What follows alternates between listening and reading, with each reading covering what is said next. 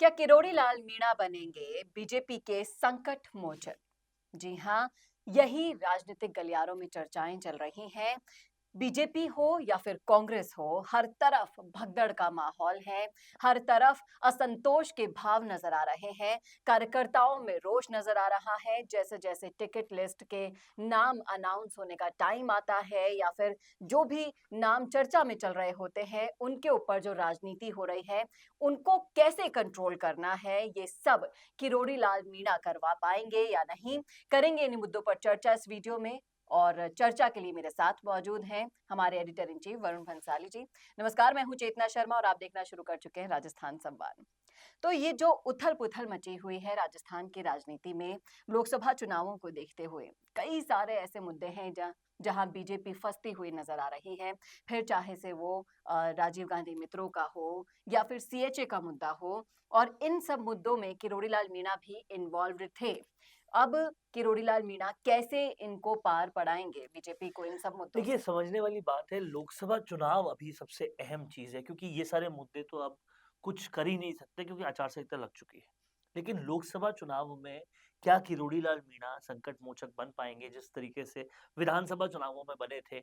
ये वाक़ई सबसे बड़ा प्रश्न और यक्ष प्रश्न बनता जा रहा है लोकसभा चुनावों से पहले।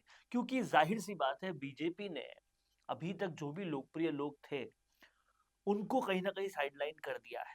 चाहे वो वसुंधरा राजे हो, राजेंद्र राठौड़ हो, सतीश पूनिया हो, ये वो खेप थी जो काफ़ी लोकप्रिय हुआ करती थी, वो सब अब साइडलाइन्ड है।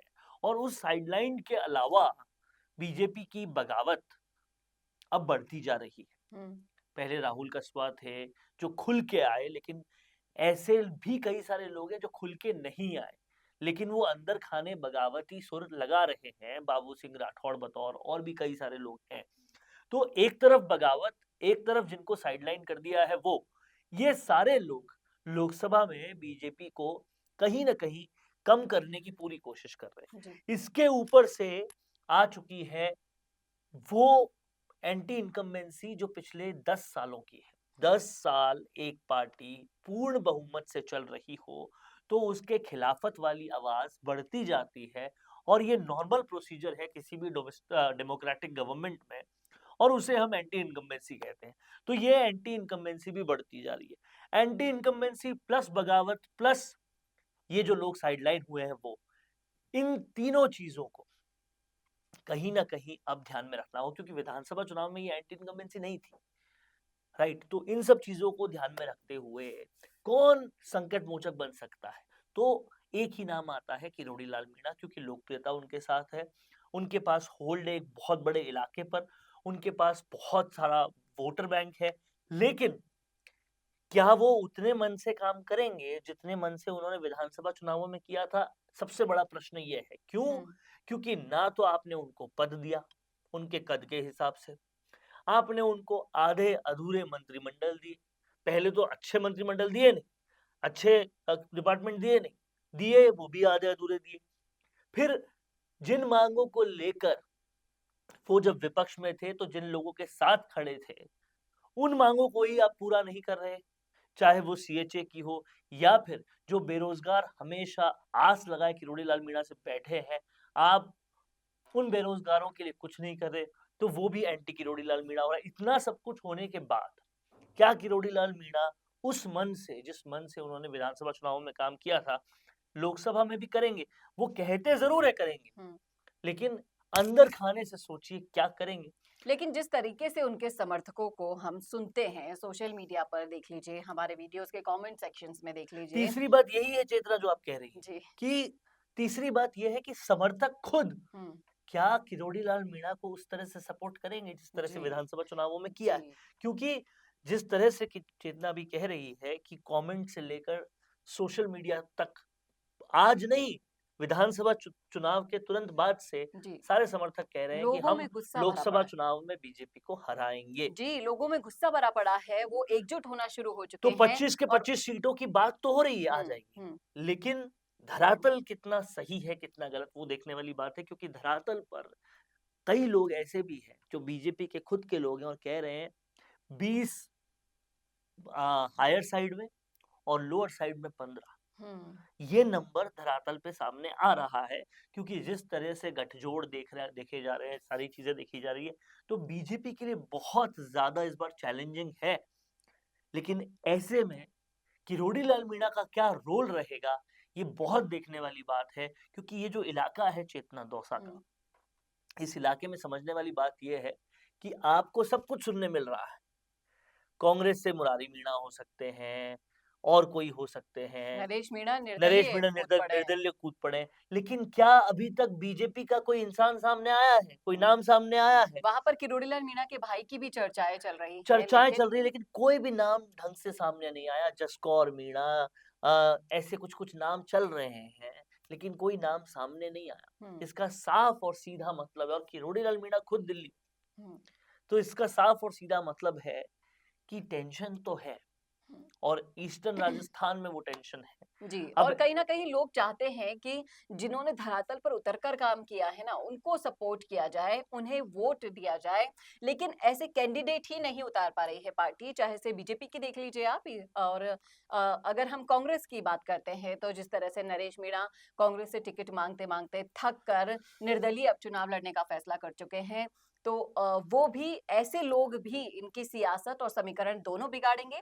प्लस जो लोगों में गुस्सा है वो कैसे कम होगा, किरोड़ी लाल मीणा के कहने के बावजूद भी वो जो मीणा जी को पद नहीं दिया है, उनको तवज्जो नहीं दी है, उनको सम्मान नहीं दिया है, कांग्रेस के जैसे पायलट थे वैसे ही बीजेपी के पायलट अब किरोड़ी लाल मीणा बन चुके प्लस हैं। अब बदला एक और बात समझ में ये आती है कि जिस तरीके से प्रधानमंत्री मोदी विधानसभा चुनावों से पहले कैंपेनिंग कर रहे थे राजस्थान में, उससे आधी भी या उससे और भी कम कर ले, 1% 2% कैंपेनिंग भी नहीं देखने को मिली अभी तक राजस्थान में जी।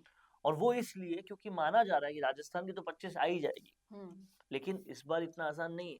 प्रधानमंत्री मोदी का फोकस इस बार साउथ में ज्यादा है, क्योंकि साउथ से सीटें निकालनी है, और अब अगर यहाँ से सीटें नहीं आती तो कहीं ना कहीं लोकसभा के बाद राजस्थान के लिए कुछ ज्यादा अच्छा नहीं होगा। आप इस बात को समझिएगा, अगर राजस्थान की सीटें 20 से 4-5 सीटें भी कम हो जाती है तो ये राजस्थान के लिए हर लेवल पर बुरा होगा, क्योंकि वो राजस्थान जो हमेशा 25 देता आया था वो 25 नहीं देता अगर, तो केंद्र की नजरों से भी राजस्थान की जो लीडरशिप है वो पूरी तरह से उतर जाएगी, और काफी इम्प्लीकेशंस उसके हो सकते हैं।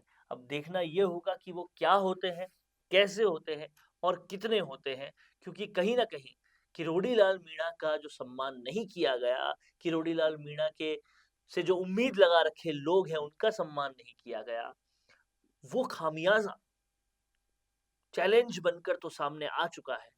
अब क्या वो कम वोट बनकर हार के रूप में भी सामने आएगा, या फिर ये सब चीजें गौण हो जाएगी और प्रधानमंत्री मोदी, क्योंकि प्रधानमंत्री चुनने का ये चुनाव है देश की टॉप लीडरशिप को चुनने का, वो एजेंडे के तहत चीजें चल जाएगी और ऑप्शन नहीं है, इसलिए वोट प्रधानमंत्री मोदी को चले जाएंगे। इन दोनों में से क्या सिचुएशंस होती है ये आने वाला वक्त बताएगा, लेकिन ये जाहिर सी बात है कि पिछली 2 बारों की तरह ये उतना आसान नहीं है जी, और इसमें काफी जोर लगाना पड़ेगा। जी बिल्कुल। और इसी के साथ साथ आपने सुना है ये पूरा वीडियो, तो आप भी बताइएगा कि आपको क्या सही लगता है, कौन सा चुनाव इस बार जनता करने वाली है। आप जनता जनार्दन हैं, आप वोट देंगे और कैसे इन वोट में निर्णायक भूमिका निभाने वाले हैं, कौन से ऑप्शन को चुनकर, बताइएगा जरूर, क्योंकि आपकी राय हमारे लिए बेहद मायने रखती है। कैसा लगा वीडियो ये जरूर बताइएगा, और ऐसे ही और वीडियोस के लिए देखते रहिए राजस्थान संवाद। नमस्कार।